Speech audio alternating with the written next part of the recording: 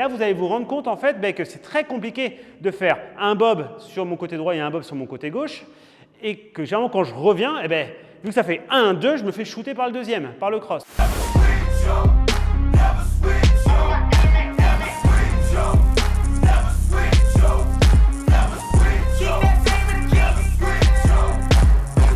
Hello les gorillas, dans cette vidéo, on va parler des esquives, comment on esquive un jab cross. D'accord? Très souvent, on vous apprend à esquiver sur un bob ici et un bob ici. Alors, ça marche très bien si vous êtes en style peekaboo, mais dès l'instant que vous changez de style, que vous n'êtes pas en peekaboo, vous allez être très souvent confronté à un problème, c'est-à-dire que vous allez vous prendre le cross en pleine tête. Et bien dans cette vidéo, on va vous expliquer comment faire. Dans cet exemple-là, tout de suite, je vous montre vraiment ce qu'on a tendance à vous apprendre. Et malheureusement, le fait que quand on va commencer à boxer avec les incertitudes, etc., je risque d'être très rapidement mis en difficulté. Pourquoi? Parce que Flo ne va pas tout le temps taper là où je suis au millimètre. D'accord? Sur le jab au début, mais juste le jab. Vas-y. Il va venir ici, là, très bien, il l'a mis là où j'étais, c'est super. Mais après, vu que je suis là, il va plutôt envoyer un cross et son cross, il va faire un peu cette zone-là. Donc, je vais repasser dans le trafic en fait. Et quand je repasse ici dans le trafic, boum, je vais me faire toucher. Soit j'ai droppé ma main, je la prends en pleine tronche, merci, bisous. Soit même si j'ai les mains hautes, fais ton jab, vas-y. Je viens ici, il met le cross, voilà, et je vais la prendre. Et là, vous allez vous rendre compte en fait que c'est très compliqué de faire un bob sur mon côté droit et un bob sur mon côté gauche. Et que généralement, quand je reviens, vu que ça fait 1, 2, je me fais shooter par le deuxième, par le cross.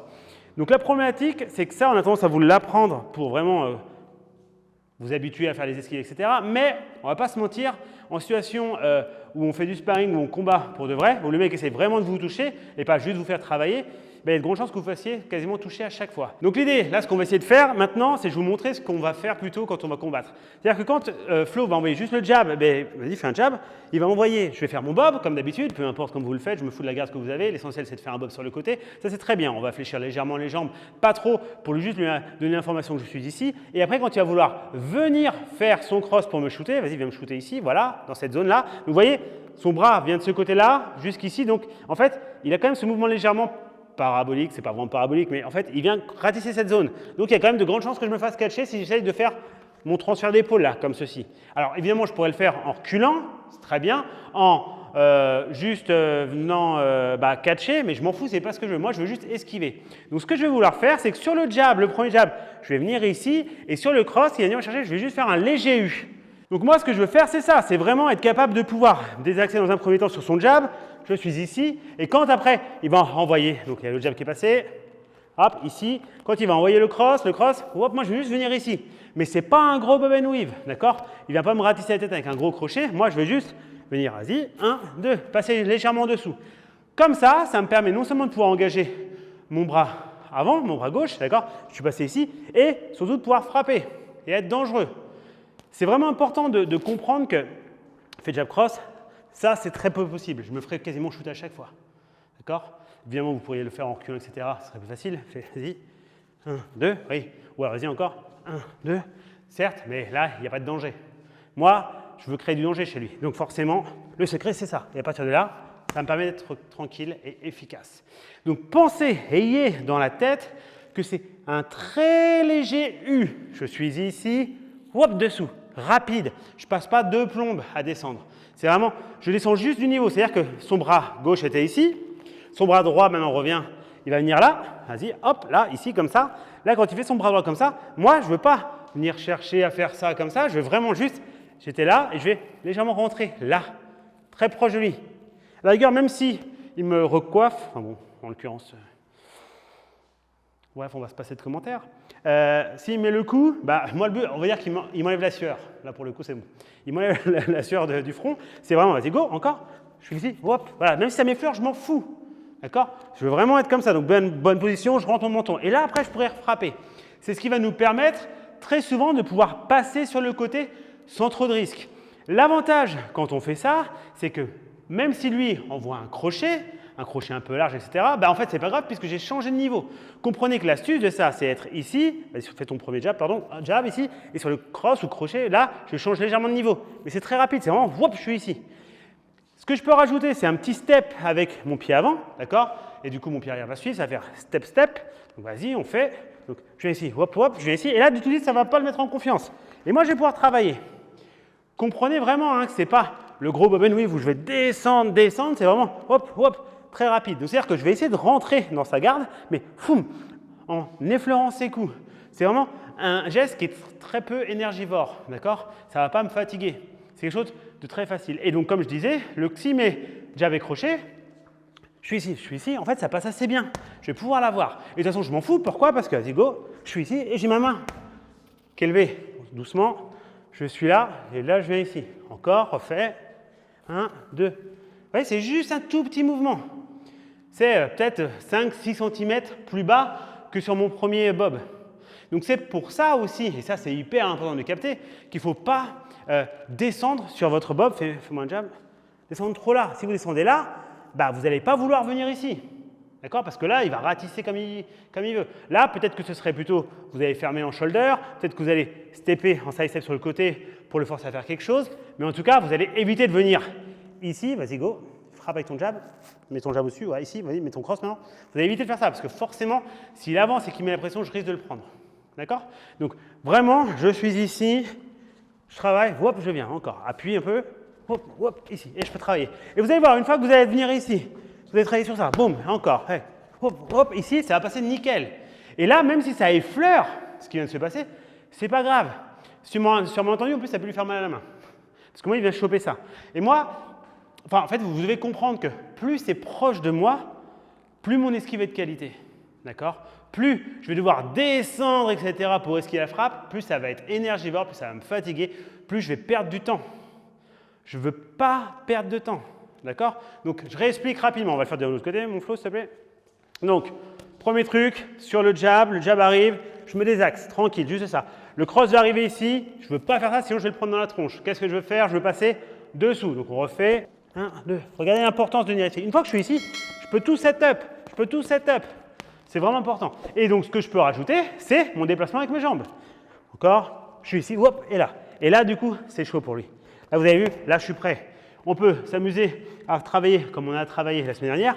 Je viens ici, je mets ma petite feinte là, je viens frapper ici. En fonction de ce qu'il me donne, s'il reste comme ça, boum, je lui dis bonjour, ou boum, je lui dis bonjour. Si jamais il vient fermer là, parce qu'il pense que je vais faire un uppercut, je viens là, boum, je dis bonjour.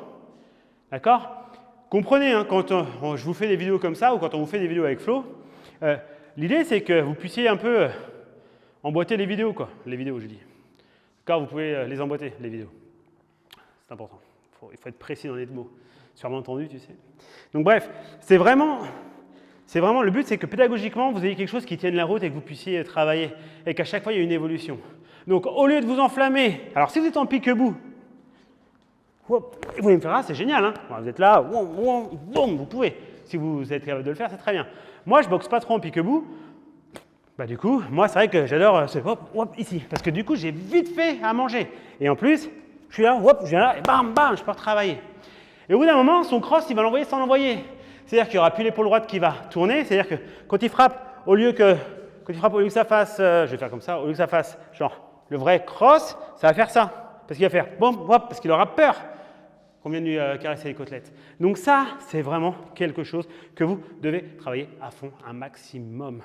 Du coup, on pourrait très bien l'adapter à un enchaînement un peu plus, pas compliqué, mais un peu plus on va dire long, donc genre jab, jab, cross, ce qui se fait beaucoup. Hein. Flo, il va arriver, bam, bam, bam, d'accord? Il crée son setup, il met sa mise en place. Premier jab, je peux me aider à catcher. Deuxième, je vais faire mon bob sur le côté. Et mon troisième, je vais passer dessous. Encore, donc 1, 2, hop, 3, ici. Et là, je pourrais travailler. Encore, boum, hop, voilà. Alors si, c'est ça qui est génial. Ce qui devient intéressant, c'est que si il est trop proche, bah, je peux reculer. Si je ne le sens pas, je peux reculer. D'accord? Évidemment, comprenez aussi que, vas-y, moi, je pourrais frapper aussi. Hein. Donc, s'il est trop facile, quand il avance, bah, venez le caresser. Hein. Bam, hop, hop, et je vais chercher. Encore. Et 1, 2, 3, et je travaille encore. 1, 2, 1. Et en fait, ça se fait bien. Le secret, si vous voulez le passer correctement, c'est de ne pas aller trop sur la droite.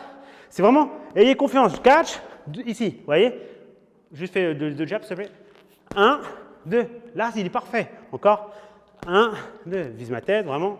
Bon, voilà, parfait, on refait. 1 et 2, encore. 1 et 2, et s'il met le cross derrière, 1, 2, 3. Allez, on accélère. 1, 2, 3, voilà. Moi, je suis ici, je bouge et je viens chercher ici. Et là, il y aura le taf. OK? Donc, c'est vraiment important. Ça, c'est le mot, là, c'est la phrase de la vidéo. ou même de la chaîne, c'est vraiment important, de travailler ce genre de choses. Évidemment, il y a dans certaines circonstances, certaines façons, des fois, fait jab cross, je peux venir ici, ça me passe. Ou si je peux venir ici, ça peut passer. Mais on ne va pas se mentir. Quand le mec va commencer à mettre de la pression, c'est pas mal de descendre d'un niveau. OK? Et ce qui est génial avec celle-là, c'est-à-dire que fais ton juste jab cross, je viens ici, doucement, je viens là, et quand il va mettre le cross et je passe là, en fait, moi j'ai cette main-là au cas où ce soit un crochet. Et vu que de toute façon, je suis descendu, ça passera sûrement au-dessus. Et s'il venait faire un crochet au corps, donc jab et crochet au corps, bah, ça ne change rien, je suis en garde. OK? Voilà, une vidéo courte qui paraît peut-être basique, d'ailleurs elle l'est, mais tellement, d'ailleurs si c'est basique, c'est qu'il y a une raison, c'est que c'est des fondamentaux. Les fondamentaux c'est hyper important comme leur nom l'indique. Il faut vraiment qu'on ait la capacité de pouvoir le faire. Je ne dis pas que ça c'est impossible, surtout si vous êtes en pique-bout. Si vous êtes dans d'autres gardes, pardon, ça va être un peu plus compliqué, mais ça se fait aussi. Mais sachez que le 1 et passer dessous rapidement, ça va vous aider, ça va vous donner un peu de sûreté, ça vous permettra peut-être plus de tenter les esquives. D'accord? Sur ce, merci mon Flo. Les gorillas, tchou, à la semaine prochaine. Bye bye!